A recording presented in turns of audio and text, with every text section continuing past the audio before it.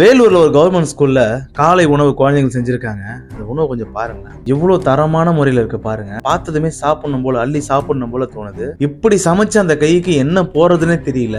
கோவையில பள்ளி மிதிச்சு சொன்னாங்க பாத்தீங்களா, உண்மையா சொல்றேன், பள்ளி விழுந்திருந்தா முதல்ல அதுதான் செத்து இருக்கும். இப்படிப்பட்ட உணவை ஒரு குழந்தைங்க சாப்பிட்டா எப்படிங்க நல்லா இருக்கும்? குழந்தைங்க காலையில சாப்பிடுற உணவா இது? இதை சாப்பிட்டு உட்காந்து படிக்க முடியுமா? முதல்ல எப்படி இருக்குது பாருங்க. இந்த சேமியா தண்ணி கீழே தேங்கி போய் கிடக்குது, பார்க்கவே சகிக்கல. இது சமைக்கிறவங்க கேக்குறேன், அன்னதானம் போடுறவங்க கூட அவ்வளவு சூப்பரா பார்த்து செஞ்சு போடுறாங்க, நல்ல மனசோட பண்றாங்க.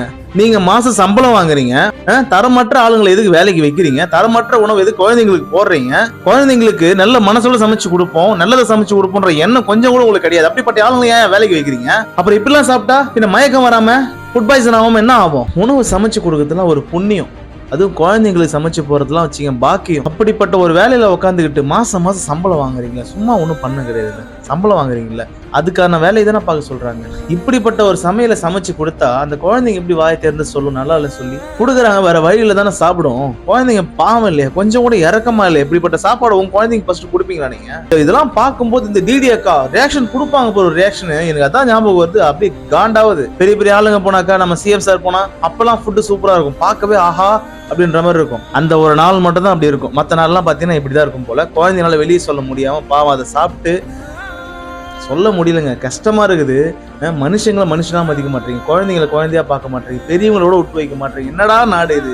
கேவலமா இருக்குடா. குழந்தைங்களுக்கு எப்படி சாப்பாடு போடுறாங்க, ஒழுங்கா தான் போடுறாங்களா இல்லையா? டீச்சர்ஸ் கிட்ட கேட்டு தெரிஞ்சுக்கிட்டு ஒரு குழு வச்சு பார்க்கணும் இல்லையா? இதெல்லாம் பார்க்கும்போது எவ்வளவு கஷ்டமா இருக்குது. ஆனா இவங்க பெற்றவங்க எல்லாம் வந்து வரணுங்க, அவங்க வந்தாதாங்க நல்லா இருக்கும், அவங்க தாங்க வரணும். நாங்கள் பரம்பரையா போறவங்க சொல்லுவாங்க பாத்தீங்களா, போங்கடா டேய், சி அதெல்லாம் நினைச்சா வெறிதான். உங்களை நினைச்சாதான் காண்டாவது. அவங்கள நினைச்சு வர கோபத்தை விட இவனுங்க நினைக்கும் போது தான் ஆத்திரமா வருது. இன்னும் எத்தனை ஸ்கூல்ல எப்படி இருக்கும்? குழந்தைங்க பாவம் சொல்லவும் முடியாம மெல்லவும் முடியும். மழைநீர் தண்ணியை விட கேவலமா இருக்கு, கழிவுநீர் தண்ணியை விட கேவலமா இருக்கு. யாரெல்லாம் பண்ணுவாங்களா பார்த்து ஒண்ணுமே இல்லை, இதுல வேகவே இல்லை இருக்கு.